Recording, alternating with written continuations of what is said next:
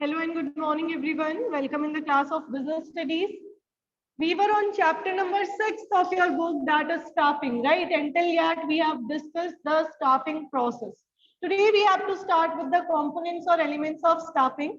So, as you can see on your screen, 3 elements हैं staffing के main: recruitment, selection and training. ये 3 main functions है staffing process के: recruitment, selection, training. तीनों का meaning हम ऑलरेडी डिस्कस कर चुके हैं, अभी इनको वन बाय वन डिटेल में पढ़ना है.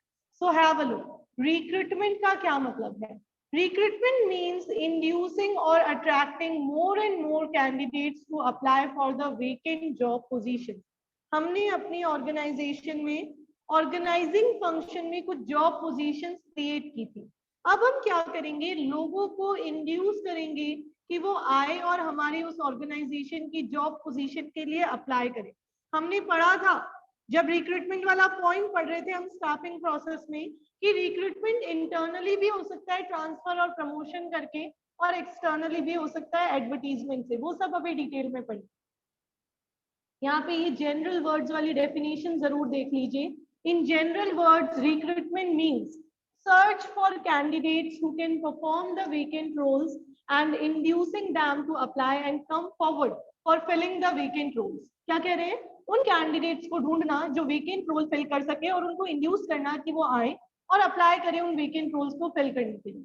Now this is very important because the end result of recruitment function is receiving large number of applications to make selection from.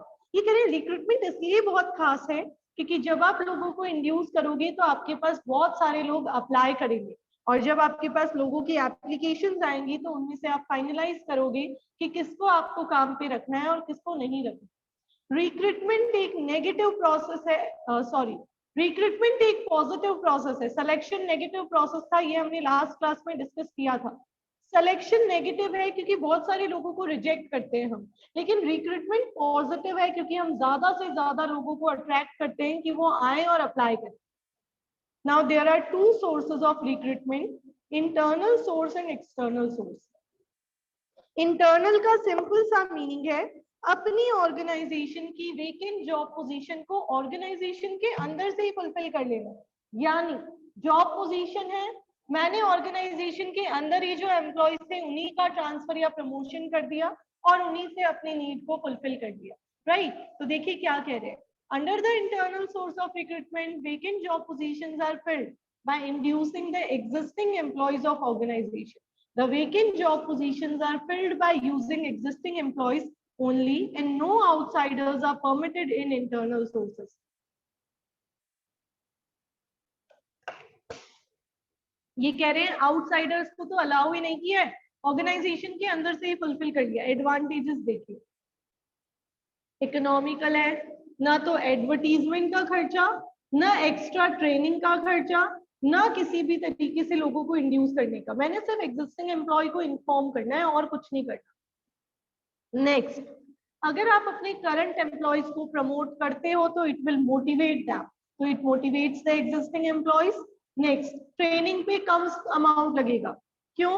क्योंकि आपका वर्कर ऑलरेडी आपकी ऑर्गेनाइजेशन से फ्रेंडली है, आपको उसको ट्रेनिंग देने की जरूरत ही नहीं है.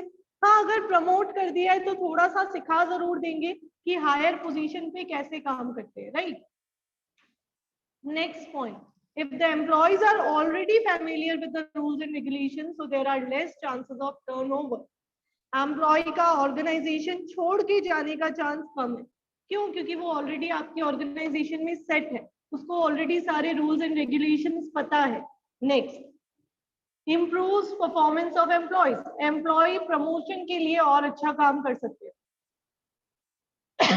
सॉरी, अगर आपको लग रहा है कि आप अपनी ऑर्गेनाइजेशन में प्रमोशन कर सकते हैं, एम्प्लॉयज को पहले ही बता दीजिए. 6 मंथ्स के बाद प्रमोशन होने वाला है, आपके एम्प्लॉय डेफिनेटली बढ़िया परफॉर्म करेंगे because promotion means higher salary. Next, अगर आप ट्रांसफर करोगे तो वर्कर को ट्रेनिंग मिलेगी जॉब रोटेशन के फॉर्म में. मैंने एक जगह से दूसरी जगह मेरे एम्प्लॉय को ट्रांसफर कर दिया सेम वर्किंग लेवल पे, बट ट्रांसफर कर दिया तो वो नई जगह काम करना सीखेगा, तो जॉब रोटेशन के फॉर्म में उसको ट्रेनिंग मिलेगी. Next, through transfer, surplus employees can be shifted to other departments. आप ट्रांसफर करके क्या सब कर सकते हो, आपके पास ज्यादा एम्प्लॉयज है तो आप उनको अदर डिपार्टमेंट में शिफ्ट भी कर सकते हो। कुछ ड्रॉबैक्स और डीमेरिट्स भी है। नंबर 1, फ्रेश और न्यू आइडियाज नहीं आएंगे। क्यों नहीं आएंगे? क्योंकि आपने अपने एग्जिस्टिंग एम्प्लॉयज को ही नई जॉब पोजीशन पे रखा है, नए लोग तो आए ही नहीं, नए लोग नहीं आए तो नए आइडियाज भी नहीं आए। नेक्स्ट पॉइंट कह रहा है आपके पास लिमिटेड ऑप्शंस अवेलेबल है, चॉइस बहुत लिमिटेड है, क्योंकि मेरे इंटरनल जितने एम्प्लॉयज है मैं उन्हीं को आगे प्रमोट कर सकती हूँ या उन्हीं में से ट्रांसफर कर सकती हूँ, तो लिमिटेड चॉइस। नेक्स्ट, अगर आपकी ऑर्गेनाइजेशन न्यू है तो इंटरनल हो ही नहीं सकता, क्योंकि नई ऑर्गेनाइजेशन में एग्जिस्टिंग स्टाफ होगा ही नहीं, आपको एक्सटर्नल पे डिपेंड होना पड़ेगा। And next, if you will transfer your employees on frequent basis it may reduce their productivity। मैं बहुत जल्दी जल्दी अपने वर्कर्स को ट्रांसफर कर रही हूँ तो हो सकता है मेरे ट्रांसफर्स नई जगह पे सेट ना हो पाए और उनकी प्रोडक्टिविटी लो हो जाए। क्या हेनरी फ्योल का कोई प्रिंसिपल रिलेटेड है क्या, जो फ्रीक्वेंट ट्रांसफर की बात करता है, उसको अवॉइड करने की बात करता है? कौन सा प्रिंसिपल है फ्योल का? Can anyone tell me? Second chapter, no one in the class. Ma'am एक बार रिपीट करें। प्रिंसिपल, मैं आपसे पूछ रही हूँ क्या हेनरी फ्योल का कोई प्रिंसिपल ऐसा है जो आपको कहता है कि आप वर्कर्स को बहुत फ्रीक्वेंटली ट्रांसफर नहीं किया कीजिए? Stability of tenure. Very good Manish, principle of stability of tenure. तो वही पॉइंट यहाँ पे लिखी हुई है। फोर्थ पॉइंट जो है ना वो उसी से रिलेटेड बात बता रहा है। नेक्स्ट देखिए, इंटरनल रिक्रूटमेंट के 2 मेथड्स है। नंबर 1, ट्रांसफर, अपने एम्प्लॉय को एक जॉब से दूसरी जॉब पे शिफ्ट करना, बट उसकी अथॉरिटी, उसका पेमेंट, ये सब सेम रहेगा। ठीक है, तो ये कह रहे ट्रांसफर में कंपनसेशन लेवल चेंज नहीं होगा, अथॉरिटी भी चेंज नहीं होगी, रैंक, रिस्पॉन्सिबिलिटी, प्रेस्टीज कुछ भी चेंज नहीं होगा, केवल वर्किंग प्लेस बदल जाएगा। एग्जाम्पल गिवन है, transfer of clerk from accounts department to purchase department. इसी का बी पार्ट है प्रमोशन, पढ़ के देखिए आपको खुद ही समझ आ जाएगा। Shifting the employees from one job position to another with higher level of authority. Authority level भी चेंज कर दिया है आपने, राइट? प्रमोशन में वर्कर की रैंक, वर्कर की रिस्पॉन्सिबिलिटी, वर्कर का अथॉरिटी लेवल सब कुछ बदल गया है, प्रेस्टीज भी इंक्रीज हो जाएगी। तो प्रमोशन तक क्लियर है क्या? थम्स अप देके बताइए, is it clear to everyone? Internal recruitment के 2 ही सोर्सेज हैं, ट्रांसफर एंड प्रमोशन। ट्रांसफर में मनी सेम रहेगा, इनकम सेम रहेगी, जॉब पोजीशन सेम रहेगी, बस प्लेस ऑफ वर्क बदलेगा। प्रमोशन में तो लेवल ही चेंज हो जाएगा। नेक्स्ट देखिए, एक्सटर्नल सोर्स, जब हम अपने एम्प्लॉय नीड आउटसाइडर से फुलफिल करते हैं, यानी हमारे ऑर्गेनाइजेशन के अंदर से हमने एम्प्लॉयज को ट्रांसफर या प्रमोट नहीं किया, हमने बाहर वालों को इनवाइट किया कि वो आए और हमारी ऑर्गेनाइजेशन में वेकेंट जॉब पोजीशन को फिल करें, तो ये एक्सटर्नल सोर्स है। न्यू ऑर्गेनाइजेशन के लिए केवल ये एक ही ऑप्शन होता है, वो इंटरनल सोर्स को प्रेफर ही नहीं कर सकती क्योंकि उनके पास एग्जिस्टिंग स्टाफ नहीं है। प्लस अगर आपके पास बहुत सारी वेकेंट जॉब पोजीशंस हैं तो ऐसे में भी आपको कौन सा सोर्स चुनना पड़ेगा? एक्सटर्नल। देखिए क्या लिखा हुआ है, when the candidates from outside the organization are invited to fill the vacant job positions, then it is known as external recruitment. In other words, when the organization meets its manpower requirement from outside the organization, then it is external recruitment. Whenever large number of job positions are vacant, then external recruitment is preferred. जब बहुत सारे जरूरतें हैं, आपके बहुत सारे job positions है, तो इंटरनल में तो लिमिटेड चॉइस है, तो आपको एक्सटर्नल ही प्रेफर करना पड़ेगा। एडवांटेजेस देखिए, you will get fresh talent, आपके पास नए लोग आएंगे, नए लोग आएंगे तो नए टैलेंट्स लेके आएंगे आपकी ऑर्गेनाइजेशन में। Number 2, you will be having a wider choice, आपके पास बहुत सारे ऑप्शंस होंगे, क्योंकि अनएम्प्लॉयमेंट आप देख रहे हो इंडिया में, एक भी वैकेंसी डल गई ना तो बहुत सारे लोग अप्लाई कर देंगे, तो you will be having a wider choice. Next, qualified personal, आप क्वालिफाइड और ट्रेन्ड लोगों को लग सकते हो, डिग्री देख के आप उनको अपॉइंट कर सकते हो, प्लस उनका एक्सपीरियंस और उनकी नॉलेज भी चेक कर सकते हो। नेक्स्ट, नए लोग आएंगे तो वो लेटेस्ट टेक्नोलॉजी लेके आएंगे। ये सबसे ज्यादा फेमस है कैंपस प्लेसमेंट में, कैंपस प्लेसमेंट क्या होता है? कॉलेजेस में जब ऑर्गेनाइजेशन जाती है और फ्रेश ग्रेजुएट्स को अपॉइंट करती है, तो वो ऐसे लोग होते हैं जिनके पास सबसे लेटेस्ट टेक्नोलॉजिकल नॉलेज होता है, तो ये भी एक बेनिफिट है। एंड फिफ्थ, जब नया स्टाफ बाहर से आता है तो जो पुराना स्टाफ है उनमें कॉम्पिटिटिव स्पिरिट बढ़ता है, उनमें ये एक फीलिंग होती है कि यार ये हमसे ज्यादा नॉलेज लेके आए हैं पर एक्सपीरियंस हमारे पास ज्यादा है, तो हमें इनके कंपैरेटिवली बढ़िया काम करना है, राइट। तो कॉम्पिटिटिव स्पिरिट बढ़ेगा तो ऑर्गेनाइजेशन की वर्किंग इंप्रूव हो जाएगी ऑटोमेटिकली। डीमेरिट्स क्या है? अगर आपकी ऑर्गेनाइजेशन में हायर जॉब पोजीशन पे वैकेंसी है, अब आपने अपने करंट एम्प्लॉय को प्रमोट नहीं किया जो सालों से आपके यहाँ है, और आपने क्या किया, नए एम्प्लॉय को वहां पे उस पोजीशन पे रख दिया था। आप उसको प्रमोट करने की जगह उसकी जगह नया वर्कर ले आए तो ऐसे में उसकी काम करने की इच्छा कम हो जाएगी। तो the moral of existing employees goes down और फॉल्स। नेक्स्ट, अगर न्यू एम्प्लॉय आपकी ऑर्गेनाइजेशन के रूल्स और रेगुलेशंस में खुद को एडजस्ट नहीं कर पाया, आपकी ऑर्गेनाइजेशनल क्लाइमेट में खुद को एडजस्ट नहीं कर पाया, तो एम्प्लॉय टर्नओवर के चांसेस इंक्रीज हो जाएंगे। वो ज्वाइन करेगा और 1-2 महीने में छोड़ के चला जाएगा। नेक्स्ट, ये एक्सपेंसिव है, कंपनीज को एडवर्टाइजमेंट देना पड़ता है और एडवर्टाइजमेंट एक्सपेंसेस का बर्डन बियर करना पड़ता है, और एक लेंथी प्रोसेस है। पहले मैं वैकेंसी डालूंगी, फिर लोग अप्लाई करेंगे, फिर उनके इंटरव्यूज लूंगी, एग्जाम लूंगी, तो ये प्रोसेस बहुत ही लेंथी हो जाएगा। ये हमने एक्सटर्नल रिक्रूटमेंट के meanings, merit and demerit discuss. Now have a look on next topic. The common methods of external sources of recruitment are. Internal में तो आपके पास दो ही मेथड्स अवेलेबल है। कौन कौन से? एक तो ट्रांसफर कर दो वर्कर को, या फिर वर्कर को कर दो प्रमोट, राइट। इसके अलावा और कोई ऑप्शन नहीं है। एक्सटर्नल में बहुत सारे। Number 1, direct recruitment. ये मेथड अनस्किल्ड जॉब पोजीशंस के लिए होता है। क्या किया जाता है, देखिए, ऑर्गेनाइजेशंस अपने गेट पे एक नोटिस पेस्ट कर देती है, ऑफिस के गेट पे या फिर जहां भी उनका फैक्ट्री है उसके गेट पे, उसमें वो बता देती है कि इतने वर्कर्स चाहिए इस पोस्ट के लिए। अब जो लोग उसको पढ़ के इंटरेस्टेड होते हैं वो अप्लाई कर देते हैं। जैसे स्वीपर्स हो गया, पियोन हो गया, वॉचमैन हो गया, ऐसे लोगों की जो पोजीशंस होती है उसके लिए डायरेक्ट रिक्रूटमेंट सुटेबल। क्या लिखा हुआ है, देखिए, sometimes the organization pastes notice at the gate of their office or factory or workshop stating the vacant job position. The people who are interested in those jobs walk in for interview. यानी जो भी लोग interested है वो interview के लिए आ जाएंगे। This method of external recruitment is most suitable for unskilled job positions like sweeper, peon, etc. Easy सा है ना। नेक्स्ट देखिए, ये बहुत इंपॉर्टेंट है, casual callers. Suppose royal public school को इंग्लिश और हिंदी के टीचर की रिक्वायरमेंट है। अब स्कूल ने पिछली बार एडवर्टीजमेंट डाला था, तब पिछली बार 100 लोगों ने अप्लाई किया था और हमने उनमें से केवल 2 ही लोगों को सेलेक्ट किया था। अब जो बची हुई वीकेंड एप्लीकेशंस होंगी जिनको हमने उस टाइम चांस नहीं दिया था, उनको हमने एक फाइल में मेंटेन करके रखा होगा।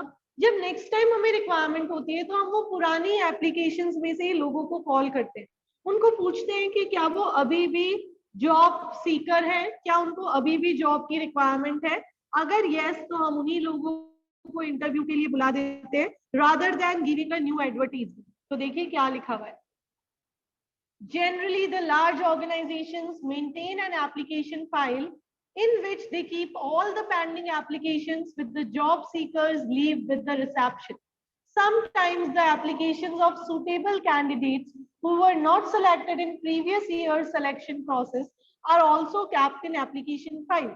Suppose आपका इंटरव्यू हुआ बट आपका सिलेक्शन नहीं हुआ क्योंकि आपसे भी बढ़िया किसी का इंटरव्यू रहा था, आपका भी बहुत अच्छा रहा बट आपसे भी बेस्ट कोई था तो सेलेक्ट उसको कर लिया, बट ऑर्गेनाइजेशन आपको भी प्रेफरेंस देना चाहती है तो वो आपकी एप्लीकेशन में एक फाइल में रख लेगी और नेक्स्ट ईयर जब भी रिक्वायरमेंट होगी तो वो आपको भी कॉल कर सकती है, राइट। तो देखिए क्या लिखा हुआ है, this application file is considered as a waiting list. Whenever there is a job vacancy, the suitable candidates from the waiting list are called. जब भी वैकेंसी होगी उसमें से सुटेबल कैंडिडेट को कॉल कर लिया जाएगा और अगर वो फ्री होंगे तो उन्हीं से आप अपनी रिक्वायरमेंट फुलफिल कर लोगे।